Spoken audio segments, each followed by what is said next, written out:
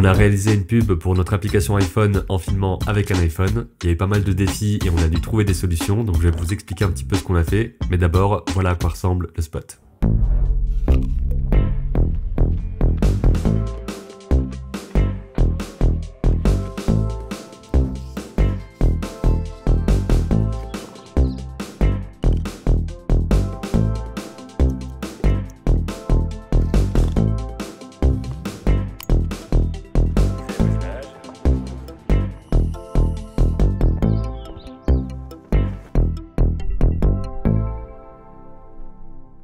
C'est le troisième spot vidéo qu'on fait dans les 4 ans d'existence de Calipeg. Et à chaque fois, on trouve d'autres moyens pour rendre les choses un petit peu mieux. Donc là, par exemple, je voulais avoir quelque chose de plus condensé qui fasse 30 secondes plutôt que 45 pour la précédente. Donc j'ai fait un premier schéma très basique, de 0 à 30 secondes. Qu'est-ce qui va se passer? On est une équipe réduite, donc la pré-production est assez courte en fait. Il suffit de condenser quelques idées, faire 2-3 schémas et on part. À partir de là, on a pu passer au tournage. Donc pour ça, il y a beaucoup de choses à mettre en place pour essayer d'avoir des plans un peu différents. Là, vous pouvez voir aussi tous les bruitages et la musique, mais on reviendra sur ça plus tard. Dans les vidéos, on a 3 iPhones différents pour montrer à quel point il y a une gamme large sur laquelle on peut utiliser l'app. Et on a filmé avec 2 de ces iPhones-là, à savoir un iPhone 11 Pro et un iPhone 13 mini. Donc sur ces téléphones-là, je peux pas filmer nativement en log. Donc le log, en gros, c'est ça. Donc c'est une vidéo un peu plus désaturée, on a plus d'informations qu'on peut ensuite aller rehausser. Mais de base, ça a l'air un peu plus plat. Donc comme j'ai pas ça nativement dans l'application caméra de mon iPhone, j'ai utilisé une application qui s'appelle Filmic Pro. Et là, c'est Filmic Legacy, parce qu'il y a toute une histoire d'abonnement, etc. Bon, une sombre histoire là-dessus. Et avec Filmic, j'ai pu filmer en 30 images par seconde, en 4K, avec un log, qui est, je crois, en 8 bits, qui est un peu moins bien qu'en 10 bits. Mais voilà, vu le téléphone que j'ai, j'y ai juste pas accès, dommage. Une des particularités de ce tournage aussi, par rapport au précédent, c'est qu'on a fait un tournage pour l'horizontal et un tournage pour le vertical au niveau du ratio. Donc par exemple, ce plan-là, il ressemble à ça ici. Je vais remettre, hop, les couleurs. Et sur la version verticale, on est là-dessus.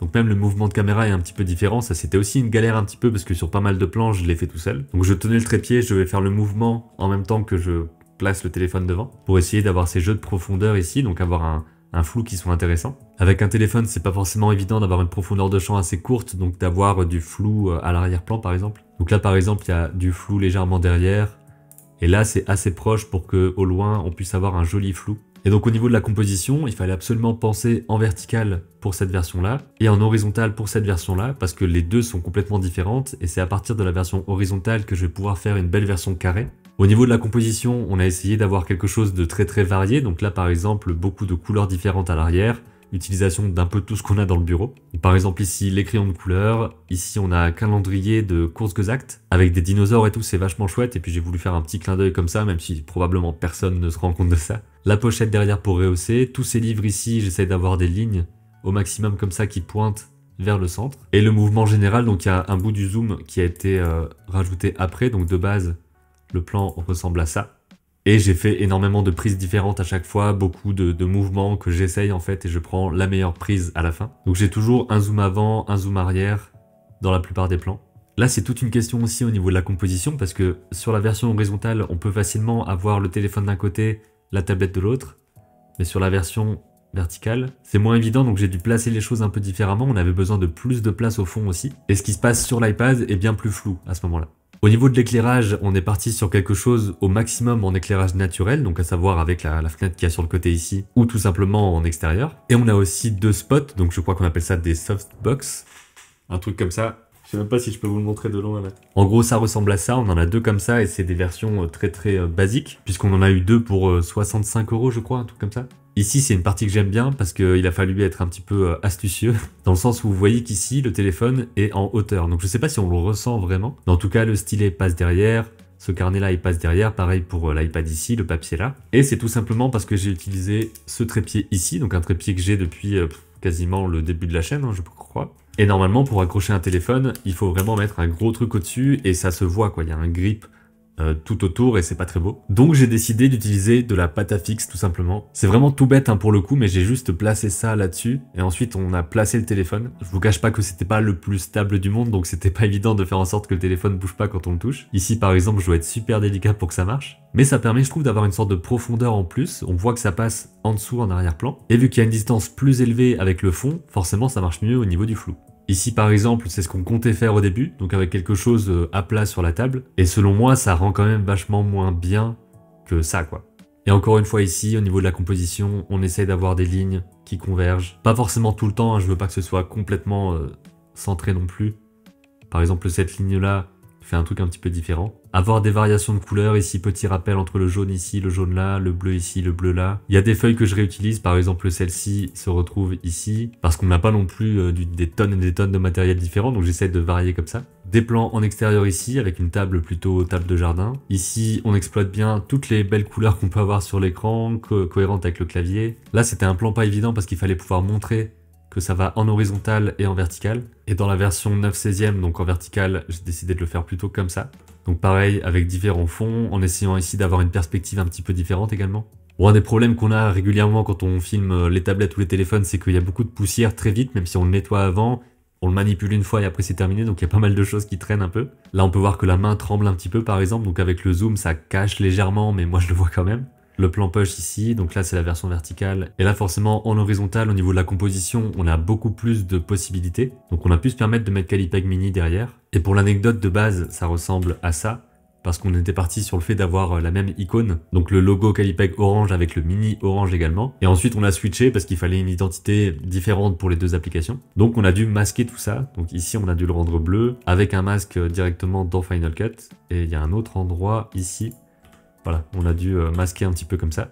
Pour éviter les reflets sur l'écran, il y avait aussi 2-3 trucs, par exemple là, ça se voit pas justement parce que le fond est clair, mais on peut très vite voir le téléphone qui est au-dessus. Donc il y a tout un truc de mettre une coque sur le téléphone qui soit assez sombre si possible. Mais j'avais aussi une pochette comme ça que je plaçais au-dessus pendant que j'étais en train de filmer et de faire des trucs pour voilà, avoir le reflet d'un truc noir dans l'écran. Il y a sûrement moyen de faire des choses plus propres, par exemple ici on voit bien le gros reflet. C'est une des difficultés un petit peu, surtout en extérieur comme ça par exemple, ou même à luminosité maximale, bah, on voit pas assez sur l'écran. Je précise aussi que pendant le tournage, on n'avait pas besoin de se préoccuper du son, parce que tout était juste des bruitages et de la musique en post-production ou montage. Donc déjà, une contrainte en moins à ce niveau-là, c'était plutôt cool. On a filmé plus de choses que ce qu'on a gardé au final, il y a beaucoup de choses que j'ai finalement pas utilisées. Donc déjà, ces plans-là, bah, ils sont complètement partis. Il y avait aussi ce genre de plan ici qu'on avait tenté, donc c'était dans un café, on essayait de voir si ça pouvait le faire, mais bon, c'était un peu compliqué. Il y a aussi certains plans qui sont dans la version verticale et pas dans la version horizontale. Je pense par exemple à ce plan-là, avec un iPhone plus ancien, qui est pas fait dans ce studio ici d'ailleurs, mais qui est fait dans notre bureau. Donc là, c'est un petit peu différent, mais voilà, j'essaie d'arranger un petit peu les choses. C'était pratique d'avoir une plante artificielle là qui permet de faire varier un petit peu les choses. C'était un moment assez cool aussi avec le soleil qui va bien rentrer comme ça, donc on a caché une partie pour avoir le reflet seulement derrière. Et là, sur ce plan-là, alors je pense que je l'ai quelque part. Voilà, pour vous donner une idée de ce à quoi ça ressemble. De base, j'essaie juste de faire plein de plans différents, enfin plein d'essais différents, avec le téléphone qui passe devant la caméra, etc. De le placer pour que ce soit bien net. J'essaie de rentrer comme ça par la droite. Ensuite, j'essaie de rentrer par la gauche de cette façon-là. Et j'essaie aussi de partir par le centre comme ça. Donc en fait, ce mouvement-là, plus un mouvement de caméra dans le zoom au montage, ça crée un truc assez dynamique, je trouve. Et au final, on en garde 1 seconde et 14 images, et ça donne ça. Au niveau de l'organisation de mes fichiers, quand je fais ce genre de tournage, ça ressemble à ça. Un dossier de base, ensuite ça c'est le template que j'utilise tout le temps, donc à savoir un dossier rush, export, projet, visuel, audio et miniature. Pour cette publicité ici, c'est surtout dans les rushs avec les différents appareils, donc les différentes caméras. On a l'iPhone 11 Pro avec tous les rushs, l'iPhone 13 mini avec tous les rushs. Rien n'a été tourné avec cette caméra ici dans ce tournage, donc le Canon G7X. Et pas de capture d'écran non plus, mais par exemple dans ce tournage-là, il y a des captures d'écran que vous voyez actuellement. Cette façon simple d'organiser mes fichiers m'aide vachement à être bien plus structuré, à savoir où se trouvent les choses. Voilà, c'est pas forcément la meilleure façon de faire, mais c'est celle que j'ai et qui me semble bien pour être cadré un petit peu.